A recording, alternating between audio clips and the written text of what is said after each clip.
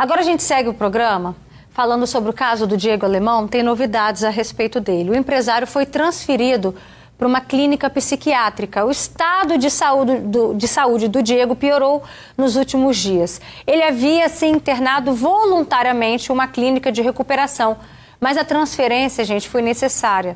Diego Alemão foi preso no Rio de Janeiro depois de ameaçar várias pessoas com uma arma. Alemão, segundo os advogados, estava sob o efeito de drogas quando fez as ameaças. Ele foi liberado horas depois, após pagar R$4.000 de fiança. Por causa do uso de entorpecentes e também de uma depressão, o empresário estava tendo delírios de que estava sendo ameaçado, perseguido. E aí a gente se pergunta, né?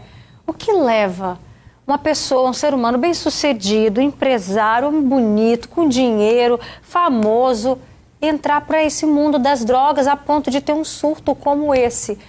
Acho que está aí a prova de que as drogas não escolhem suas vítimas. Então vamos bater um papo sobre esse assunto. Vem cá, aqui no nosso estúdio eu recebo o psiquiatra Dr. Rafael Mazini. Muito obrigada pela sua participação com a gente. Elza Leite, psicóloga, também contribuindo com a gente com esse assunto. E André Cristiano, que já vai dar o relato dele, já foi um dependente químico, também passou por situações parecidas. Daqui a pouquinho você vai contar pra gente. Mas antes, doutor, o que explica isso, né? A gente abriu o programa, esse assunto agora falando disso.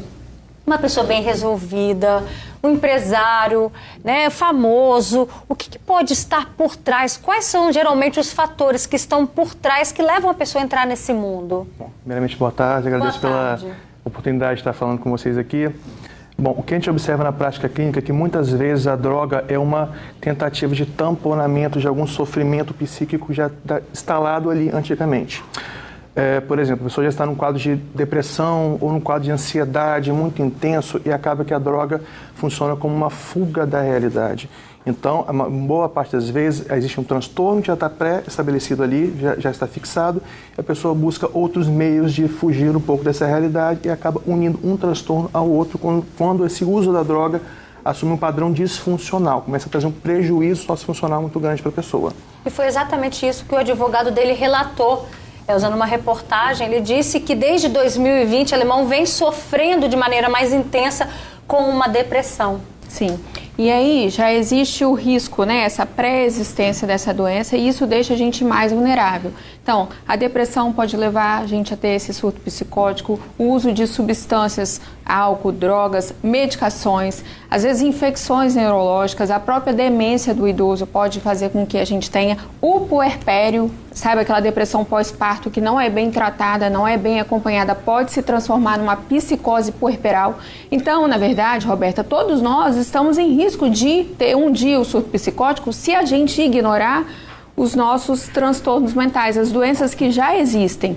Então, o ideal é trata da causa, trata do sintoma para que isso não piore e se torne realmente um problema. Por quê? Quando você está em surto psicótico, você coloca em risco a sua vida, porque você tem uma quebra da realidade, você interpreta a realidade de outra forma, você não consegue lidar com aquilo, e você também coloca em risco a vida de outras pessoas, que foi o que a gente percebeu nesse caso. Foi isso que aconteceu com você, André? Boa tarde, seja bem-vindo. Boa tarde, Roberto, boa tarde, ouvintes. Sim, quando eu usava droga, eu tentava me esconder, né? Porque eu tinha paranoia que tinha alguém querendo me matar, querendo tirar minha vida. Então eu usava escondido, entendeu? Você chegou em algum momento a colocar a vida de alguém em risco, igual a gente estava vendo aqui o caso do Diego Alemão? Sim, coloquei a vida da minha esposa. Coloquei em risco. Gerou ciúme no meu coração, deu uma paranoia que ela estava me traindo. E eu lembro que aconteceu um fato assim, que eu peguei uma faca e bati na cabeça dela, né, com cabo. Aí eu lembro que eu vi um monte de sangue escorrendo. Aí o sangue caiu assim no chão, eu fiquei olhando assim, fiquei meio parado olhando. Aí depois não tinha sangrado, entendeu? Não tinha sangrado, foi uma coisa que eu... Na cena real não havia sangue? Não havia sangue. Mas você enxergou isso? Enxerguei isso, por isso que eu parei. Na hora que eu vi o sangue, eu parei. Pode chegar a esse ponto, doutor, de ter realmente esses delírios assim? Sim, porque a droga é por si só um alucinógeno. A grande maioria das drogas, incluindo a bebida alcoólica, que é uma droga lícita, pode chegar ao ponto de determinadas doses provocar alteração de pensamento que a gente chega no delírio, que é uma alteração formal do pensamento, ou alterações sensoperceptivas, que é alucinação. Né? Às vezes a pessoa ouve uma voz falando, sussurrando no ouvido, que força, estimula ela a fazer um ato desviante, algum ato que vai transgredir alguma lei, ou machucar alguém, ou a si próprio, entendeu? Por exemplo, o Diego Alemão, nessa situação, ele seria capaz de atirar? Porque ele acreditava realmente que naquele momento ele estava sendo perseguido. Inclusive, o dono de uma lanchonete que ele passou momentos antes disse que ele entrou ali e esboçava uma reação de uma pessoa desesperada, fugindo de alguém, como se realmente estivesse sendo perseguido. Isso, ele poderia consumar alguma atitude ali? Sim, sem dúvidas. O delírio, por si só, a definição é uma crença inabalável. Então, é impassível de convencimento naquele momento do contrário. Então, a pessoa que está sob efeito de drogas, ela realmente crê fielmente naquela trama delirante, como, por exemplo, uma trama persecutória, que foi o caso do Diego, assomado aos efeitos, as vozes ou outros tipos de alucinações que a pessoa possa vir a ter no momento, que estimula realmente a agir de forma impensada, impulsiva. Por que é importante a gente estar falando sobre isso? Porque isso acontece, não foi só com o Diego Alemão, não. Isso acontece na casa das pessoas comuns. E a gente sabe que a família fica em risco, como a Elza disse, e o senhor usou uma palavra muito importante, né? Que naquele momento não tem nada que a gente possa fazer que vá convencer a pessoa de que aquilo não está acontecendo de fato? É mais difícil convencer a pessoa que está em surto psicótico no momento. Porém, algumas medidas são importantes a gente relatar aqui. No momento que você está lidando com um paciente que está em surto psicótico, a primeira coisa que a gente tem que identificar é o risco de agressividade, tanto autoagressividade quanto heteroagressividade, com as pessoas ao redor, para não se colocar em risco. E evitar um confronto direto. A melhor forma, no momento, é se colocar à disposição para acolher, escutar a pessoa sem um tom acusatório, sem um tom agressivo com ela, para tentar, naquele momento, acalmar e evitar aquele comportamento impulsivo e agressivo. E se ainda assim a pessoa, na hora, não conseguir manter essa calma, que é o que a gente espera, o que a gente tem que fazer, doutor? O ideal, nesse momento, é procurar um serviço de urgência, se possível, especialista nos casos psiquiátricos. André, tinha alguém que conseguia, que tinha esse poder na sua família de te acalmar? Não, eu só dei esse problema, foi só nesse dia, não tinha. As paranoias que eu tinha era isso, ficava com medo, tampava a casa toda com um monte de panos, se escondendo que estava usando droga ali, achando que tinha alguém me vigiando, entendeu? Era esse tipo de coisa que acontecia comigo. Isso pode ir evoluindo o grau, igual o André aqui contou, né? O caso dele até então, ele só ficava ali achando que tinha alguém vigiando, então ele tampava a casa toda. Mas essa alucinação pode ir aumentando, evoluindo, doutor? Sim, com certeza. A alucinação, existem vários tipos de alucinação, tanto a auditiva quanto a visual, por exemplo. Então, caso esse caso não for precocemente abordado e tratado, isso pode evoluir de uma forma de maior gravidade, com comportamento ainda mais disfuncional. Então, o que a gente sempre bate na tecla em termos de tratamento psiquiátrico é que o tratamento precoce sempre é o mais eficaz. A gente tratar o mal na raiz para não evoluir com essas consequências tão graves aí. Tratamento precoce. A Elza está aqui concordando que foi exatamente a sua última fala, né, Elza? Porque às vezes a pessoa identifica que ela não está bem emocionalmente, mas não para tratar e isso vai virando uma bola de neve. Se associar isso com o consumo de drogas ou álcool, é uma explosão. Você joga gasolina no fogo.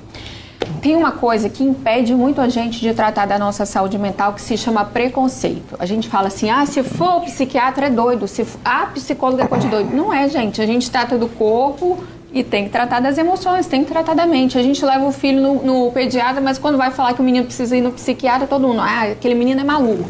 Então a gente tem que romper com esse preconceito e buscar ajuda logo nos primeiros sinais. Você percebeu que o seu familiar está falando coisa com coisa, está com o humor muito alterado, está mais isolado, está confuso, ele mudou de humor, ele mudou de comportamento, ele está usando alguma coisa, não deixa a coisa crescer, oferece ajuda, fala, estou percebendo que você está diferente, estou aqui à sua disposição, o que você precisar a gente está junto, existe recurso para isso. Não, a gente não coloca medicação no paciente para deixar o paciente viciado, a gente não leva o paciente para a clínica para deixar ele preso, a gente leva essa pessoa para proteger ela dela mesma, para trazer segurança para ela, para controlar aquela sintomatologia que coloca ela num risco iminente de morte, de suicídio.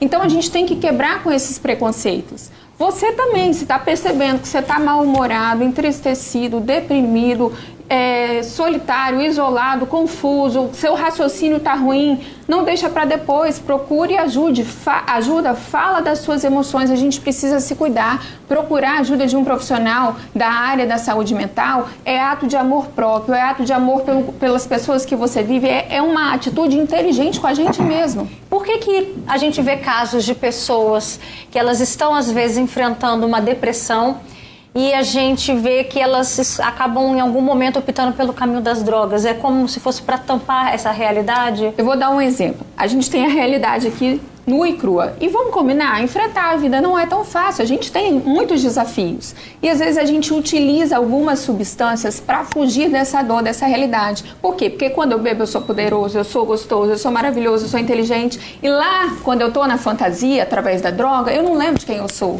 Quando aquele efeito passa, eu tenho que voltar para a realidade. A realidade machuca, a realidade dói. Então, essa coisa de tentar fugir da dor faz com que a gente busque substâncias, né? A gente preenche as nossas faltas, os nossos vazios, às vezes com muitos excessos, inclusive com excesso de uso de droga. Tem um comentário aqui muito interessante da Cida Santos. Ela disse: sofri muito com o pai do meu filho quando usava drogas. Ele via coisas que não existem. E, gente, o Alemão não é o primeiro famoso que precisa ser internado porque estava em surto por conta das drogas, não. O ex-cantor Rafael Ilha, que integrava o grupo Polegar nos anos 80, lembra dele? Ele foi internado há alguns anos com cortes no pescoço e precisou ser submetido a uma cirurgia. Rafael, ele teve, assim, um surto depois de um problema familiar. Hoje ele garante estar limpo e lembrando que ele usou drogas por 13 anos. Outro famoso também que passou por surto por conta das drogas foi o Serginho Rondiakoff. A gente até repercutiu o caso dele aqui várias vezes. Muito conhecido aí pelo personagem Cabeção. Em uma transmissão na internet ele chegou a ameaçar o próprio pai de morte, porque queria dinheiro. Ele passou 1 ano internado. E teve mais famoso, outro também que já admitiu o surto por conta das drogas, é o ex-jogador Casagrande. Ele contou em uma entrevista que via demônios enquanto usava cocaína. Ele disse o seguinte, abre aspas: chegou um momento em que eu estava em casa e só podia ficar num retângulo na minha sala, porque todo o resto estava ocupado pelos demônios que eu criava na minha cabeça. André, eu vi você concordando, você se identifica com essa cena? Sim, é verdade, isso aí é verdade. E o Alemão chegou a esse ponto porque foi o excesso, né? Ele usou muita droga. Eu lembro que quando eu fiz isso com a minha esposa, eu estava 3 dias e 3 noites cheirando cocaína. Doutor, essa associação da quantidade com o tipo de surto tem realmente essa relação? Sim, com certeza. O uso da droga, principalmente a cocaína, por exemplo, que é uma droga que tem um efeito rápido, o crack, que é uma droga que tem um efeito muito rápido, pico do nível da droga no sangue, de níveis altos rapidamente. Quanto maior o nível de consumo, maior o grau do efeito entorpecente da droga. Então, por exemplo, o crack é tão perigoso porque a pessoa precisa usar várias vezes, repetidamente, para manter o mesmo nível euforizante da droga. Então, quanto mais a pessoa usa, mais ela vai estar sujeita a alterações de comportamento, alucinação, delírio, comportamento desviante, que a gente tanto teme no uso da droga. Mas ninguém entra pensando nisso, né? Não, que eu vou me controlar. Não, eu tenho o controle da situação, só que chega uma hora que não é bem assim que a banda toca, né? A gente às vezes... Primeira coisa que acontece quando a gente começa a usar e se tornar dependente é negar. Não, eu tenho controle, não tô bebendo todo dia não, em mim não faz efeito não, eu paro quando eu quero. E aí, você sem perceber vai sendo dominado por aquela substância porque você precisa viver aquela sensação e também fugir da sua dor. Então, cada dia que passa a gente percebe que aumenta a frequência, né? Bebe todo dia, usa todo dia e aumenta também a quantidade. E o nosso organismo, ele tem tolerância. Às vezes um copo de cerveja não faz muito efeito, mas aí depois eu preciso de 2, de 3 e aí realmente eu me torno um dependente químico. Que é quando a droga, ela domina você já não escolhe, você não consegue mais resistir. E aí, nesses casos, né, o que leva a pessoa, são múltiplos fatores, mas nesses casos a gente precisa de ajuda porque a gente está lidando com uma doença e sofre todo mundo. Sofre o dependente, sofre a família do dependente, sofre a sociedade todinha. Você passou por essa fase, André, em achar que você tinha um controle sobre a droga, mas na verdade você já estava dominado? Não, eu já tinha perdido todo o controle, ela estava me dominando já, que quando eu conversei com a minha esposa depois do tratamento, eu achei que eu fiquei 1 ano. Ela falou assim, não, foi 4 anos que você ficou. Você perdeu até a noção de tempo. Perdi a noção do tempo. Perde a noção do tempo, se entrega mesmo e... A gente tem aqui a participação da Clara Campos. Ela diz que, a respeito da sua fala, que as pessoas acabam tendo preconceito quando falam, não, vamos procurar ajuda de um psicólogo, um psiquiatra. Ela concorda, ela diz, verdade, na minha época eu fui ao psiquiatra por 3 anos e era dada como louca. Antigamente era assim, infelizmente. E a gente vem tentando desconstruir, né, isso daí. A gente também tem aqui outros comentários. A Clara fala, procura observar sinais, gente. Quem já passou por isso sabe o que é essa dor, né? Enfim, a gente está vendo aqui as participações no nosso Facebook. Agora, doutor, a respeito do caso aí do Diego Alemão, queria que você explicasse quando que é a hora, quando que é o momento, o que diferencia de ir para uma clínica de recuperação de dependentes químicos ou ir para uma clínica psiquiátrica? Na verdade, isso depende muito da equipe que está disposta a recebê-lo, a equipe que vai fazer um tratamento. Por exemplo, algumas clínicas têm uma abordagem mais social ou religiosa, então não adotam medidas farmacológicas, não tem tantos profissionais, por exemplo, para conter uma crise, né? Já outras clínicas, as psiquiátricas todas são dessa forma, né? Possuem vários profissionais, inclusive vale a pena o gancho aqui. O atendimento multidisciplinar sempre é mais efetivo. Um psicólogo, um psiquiatra, terapeuta ocupacional e toda uma equipe pronta. Então, quando ele vai para uma equipe psiquiátrica, ele vai ter o técnico de enfermagem, o enfermeiro, o psiquiatra para poder conter aquela crise e aplicar a medicação caso necessário ou conter o paciente no leito caso necessário. Perfeito. Elzia, a gente sabe que em meio a todo esse processo a família sofre, né? Nossa, a gente fica perdido, desesperado, impotente, porque realmente não sabe como lidar. Como o doutor já havia falado, não tenta convencer aquela pessoa de que ela está errada, não agride ela, não confronta ela, busca ajuda. O SAMU está à disposição, se for preciso, a polícia tem equipe especializada para conter esses casos, né, desse risco iminente de violência. O Corpo de Bombeiro também tem uma equipe especializada, eles atuam maravilhosamente nos suicídios, né, nas tentativas de suicídio, então busca ajuda porque isso, gente, é uma emergência médica. Então a gente que é leigo, não tem ali o domínio, a gente realmente na maioria das vezes não vai saber fazer a coisa certa. A melhor coisa a fazer é o que o doutor falou, fique quieto, tente manter o seu equilíbrio, não confronte essa pessoa. E, por exemplo, se ela estiver num ambiente onde tiver arma, faca, altura, tenta deixar essa pessoa num ambiente o mais seguro possível para que ela não corra risco e não coloque ninguém em risco. Perfeito. Risco de morte, inclusive. Perfeito. Tá? Obrigada, viu, pela participação de vocês. E só para atualizar a respeito do Diego Alemão, a Fabiola Hyper até noticiou agora há pouco que ele teria saído da clínica de reabilitação e ido para uma clínica especializada em tratamento psicológico, no psiquiátrico, justamente porque ele teve um surto na clínica de dependentes químicos, né? Então tá aí, que bom que ele aceitou essa ajuda, que ele que pediu também essa ajuda. E a gente está daqui torcendo por ele. Com certeza, isso aí. Obrigada, gente. Obrigada, André. Obrigada, doutor Rafael Mazzini. Obrigada, Elza Leite. Boa tarde.